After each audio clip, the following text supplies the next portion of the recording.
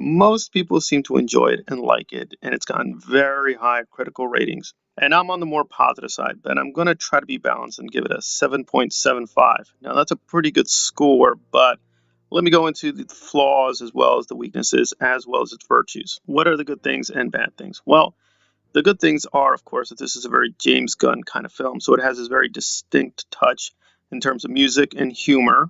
A lot of it does work, but some of the song choices and some of the jokes I don't think really made a lot of sense. Visually, it looks a lot more consistent than the other Suicide Squad, which is not technically Ayer's movie, but right, it's Warner Brothers' Suicide Squad. So the special effects are much better done. The characters make a lot more sense in their motivations, and the story is much better structured. I would say this is actually much stronger than Guardians of the Galaxy 1 and 2, so it's a much stronger film overall. But is it a really genuinely great film? I think in terms of the adult superhero films, this is pretty strong because I can admire the quality of Deadpool as well as what's been done with other things in the genre, but I don't really like those films that much. I admire what they tried to do with Joker as well as Deadpool, but I really don't like going back to them. I can see myself going back to at least parts of Suicide Squad and really delving into a lot of the stronger parts within this film. However, it is going to be a little bit hit or miss because I think some of the performances overall were pretty strong with Idris as well as John Cena. In fact, John Cena I think really steals this show as well as Ratcatcher too. But again, to be consistent, if you are a comic book purist, he has changed quite a few things from the canonical comic book characters. He does keep a lot of things too, though. A lot of the backstories are almost identical, but he does tweak them in very specific ways for this specific story. And while I did enjoy the antagonist at the end, it will feel a little bit forced in terms of them having just this big CGI opponent. But I actually enjoyed it quite a lot. And I think overall the story made sense in terms of what he was trying to do. The twists work out for the most part pretty well.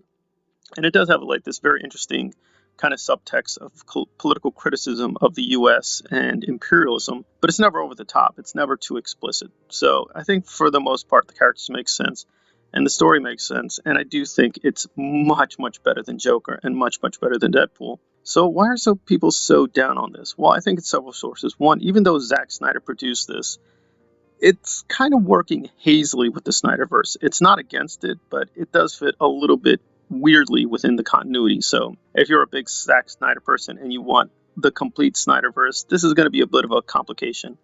I do like Zack Snyder, and this is not anywhere close to the Snyder Cut, but I think it's a strong film. Clearly, James and Zack have no issue. So even if you're a Zack Snyder purist, I don't think this is too much of a problem.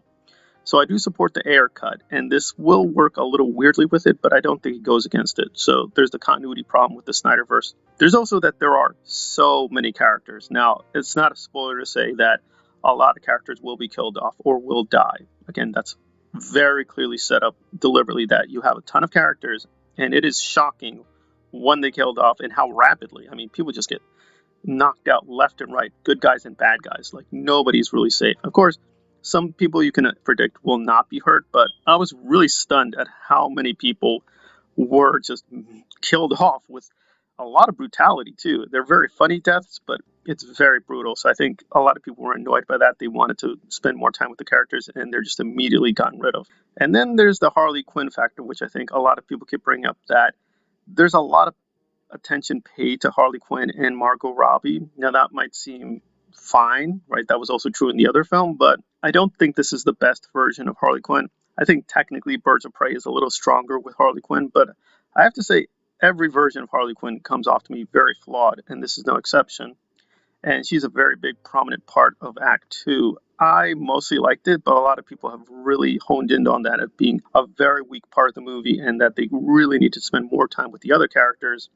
And we do spend time with those characters, but a lot of attention is being paid to Margot Robbie, and that really didn't fit the story, and that really didn't benefit her either. I agree mostly with this criticism. I do think they could have used Harley Quinn a lot better. But again, that's the thing with this film. This is a very auteur project. This is very much a James Gunn film. If you like the way he does things, the way he likes to move the camera, the way he likes to have these visual jokes, the way he likes to have a very offbeat kind of narrative style, you're going to enjoy this a lot. But if you are finding his style at times too annoying, which I actually did in Guardians of the Galaxy 1 and 2, this may be a little bit too much, but I myself don't like Guardians of the Galaxy that much either, but I thought this was him being somewhat more restrained. So I do think, yes, there are very excessive moments, but overall, this is a pretty strong film and very well structured.